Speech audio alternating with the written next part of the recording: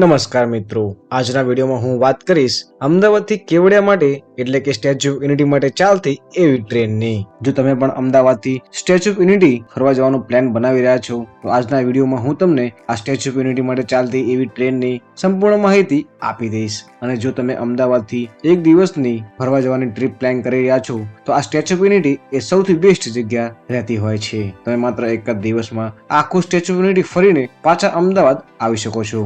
જો તમારે એક જ દિવસમાં સવારે સ્ટેચ્યુ ઓફ યુનિટી જઈ ફરીને રાત સુધીમાં પાછું અમદાવાદ આવવું હોય તો તમે આ સ્ટેચ્યુ ઓફ યુનિટી એક દિવસની ટ્રીપ પ્લાન કરી શકો છો. અને આજના વિડીયોમાં હું તમને આ ટ્રેનની સંપૂર્ણ માહિતી આપી દઈશ, જેમ કે આ ટ્રેન એ અમદાવાદથી કેટલા વાગે સવારે ઉપડે છે અને આપણને ગુજરાતના કયા કયા શહેરોમાંથી પસાર થઈને આ ટ્રેન એ એકતાનગર પહોંચાડતી હોય છે અને આપણને આ ટ્રેનમાં સફર કરીને કેવડિયા પહોંચવામાં ટોટલ કેટલો સમયગાળો લાગતો હોય છે. અને આ ટ્રેનમાં ટોટલ ચાર કોચ આવેલા છે. આ ચારે કોચમાંથી આપણે કયા કોચમાં સફર કરીને કેવડિયા આવવું જોઈએ એની પણ આપણે સંપૂર્ણ માહિતી આજના આ વિડીયોમાં આપી દઈશું. અને વિડીયોના આપણે એન્ડમાં એ પણ જાણીશું કે અમદાવાદથી સ્ટેચ્યુ ઓફ યુનિટી જવાનું એ વ્યક્તિનું ભાડું આ ટ્રેનમાં એ કેટલું લાગતું હોય છે. અને વિડીયોને શરૂ કરતા પહેલા જો તમે હજી સુધી અમારા આ વિડીયોને એક લાઈક નથી કર્યું તો લાઈક કરી નાખજો. અને જો તમે અમારી આ ચેનલ ઉપર નવા હો તો ચેનલને નીચેથી સબસ્ક્રાઇબ પણ કરી નાખજો. હું તમારા માટે આવા જ અવનવા વિડીયો લાવતો રહું છું અને હું છું તમારી સાથે અમિત ગુજરાતી. અને આજે આપણે વાત કરીશું અમદાવાદથી કેવડિયા માટે ચાલતી એટલે કે સ્ટેચ્યુ ઓફ યુનિટી માટે ચાલતી એવી ટ્રેનની. અને કેવડિયા માટે અમદાવાદથી એક ડાયરેક્ટ ટ્રેન ચાલે છે જેના માધ્યમથી તમે આરામથી કેવડિયા એટલે કે સ્ટેચ્યુ ઓફ યુનિટી આવી શકો છો. અને કેવડિયા રેલવે સ્ટેશનનું આખું નામ એ એકતાનગર કેવડિયા રેલવે સ્ટેશન રહેતું હોય છે.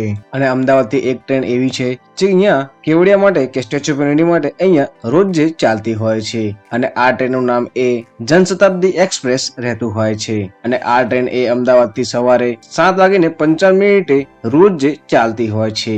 અને આ ટ્રેન એ ટોટલ આપણને 2 કલાક 45 મિનિટ પછી સવારે જ 10:40 આપણને એકતાનગર રેલવે સ્ટેશન ઉપર પહોંચાડતી હોય છે. અને આ ટ્રેનને એ ટોટલ અમદાવાદથી કેવડિયા પહોંચવામાં ટોટલ સમયગાળો એ 2 કલાક અને 45 મિનિટ લાગતા હોય છે.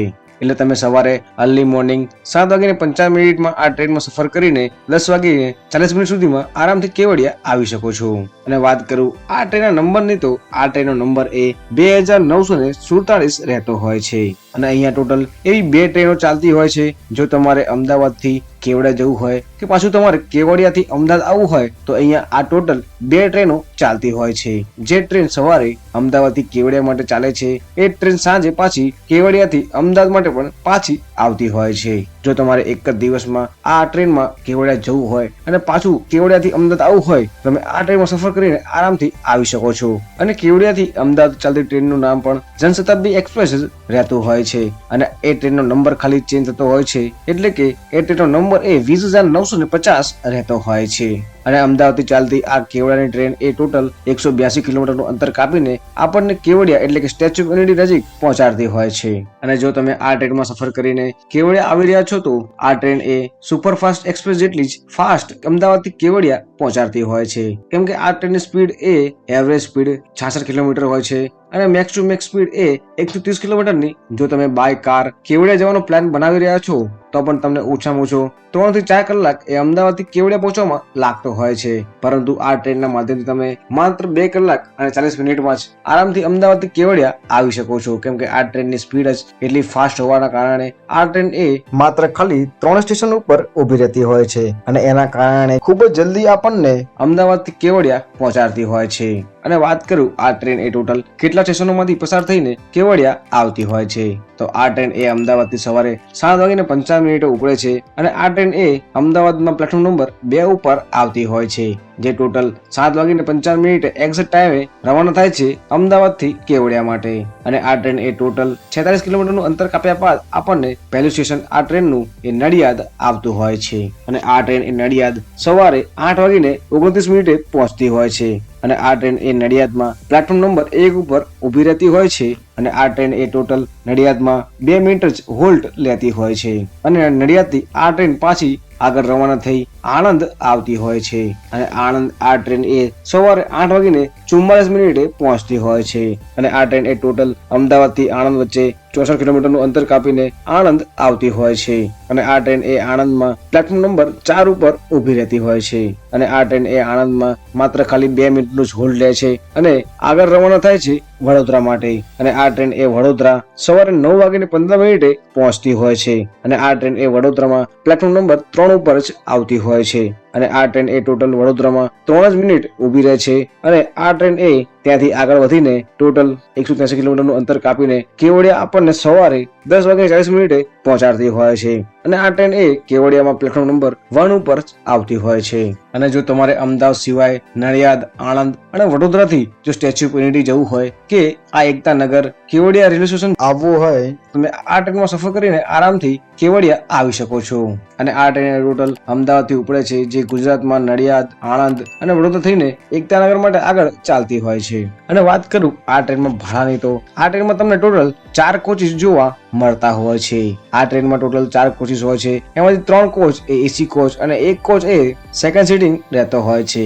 અને વાત કરું આ 4 કોચની પ્રાઇસની તો આ 4 કોચની પ્રાઇસ એ અલગ અલગ રહેતી હોય છે અને આ ટ્રેનમાં તમને સૌથી સસ્તું ભાડું એ સેકન્ડ સીટિંગનું જ રહેતું હોય છે જો તમે ડાયરેક્ટ અમદાવાદથી સફર કરીને ડાયરેક્ટ એકતાનગર આવો છો તો આ ટ્રેનમાં તમને એક વ્યક્તિનું ભાડું આ સેકન્ડ સીટિંગમાં 120 રૂપિયા જ લાગતું હોય છે અને આ ટ્રેનમાં તમને આ સેકન્ડ સીટિંગમાં બેસવા માટેની સૌથી ઉત્તમ સીટો જોવા મળતી હોય છે તમે જોઈ શકો છો અમારા વિડીયોમાં આ સેકન્ડ સીટિંગમાં આવો તમને કોચ મળતો હોય છે અને આ કોચમાં તમે આરામથી બેસીને કે આ ટ્રેનમાં સફર કરીને કેવડિયા આવી શકો છો અને વાત કરું સેકન્ડ કોચની તો આ કોચને સીસી કોચ કહેવામાં આવતો હોય છે અને આ સીસી કોચ એ second class non AC coach જેવો જ રહેતો હોય છે પરંતુ આ કોચમાં તમને એસી જોવા મળતું હોવાથી આ કોચને સીસી કોચ કહેવામાં આવતો હોય છે અને આ સીસી કોચનું ભાડું એક વ્યક્તિનું એ 395 રૂપિયા આસપાસ રહેતું હોય છે જો તમારે બેસીને આરામથી એસી કોચમાં કેવડિયા આવવું હોય તો તમે આ કોચમાં આરામથી કેવડિયા આવી શકો છો અને એના પછીનો કોચ આવે છે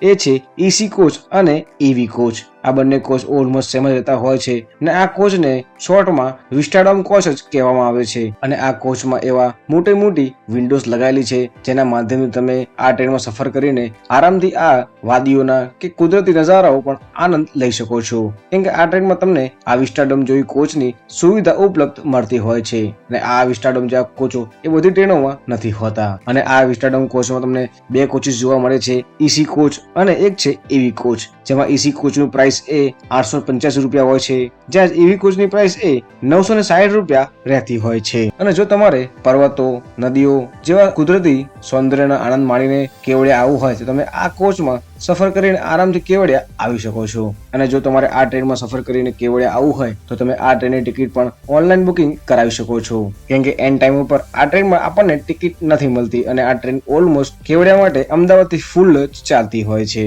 અને જો તમારે પણ આ ટ્રેન વિશે મને પૂછવું હોય તો મને નીચે કોમેન્ટ બોક્સમાં પૂછી શકો છો અને વિડીયોને લાઈક કરી ચેનલને સબસ્ક્રાઇબ કરીને આ વિડીયો તમારા મિત્રોને શેર કરવાનું ના ભૂલતા મળીએ જ આવા નવા વિડીયોમાં જય ગરવી ગુજરાત।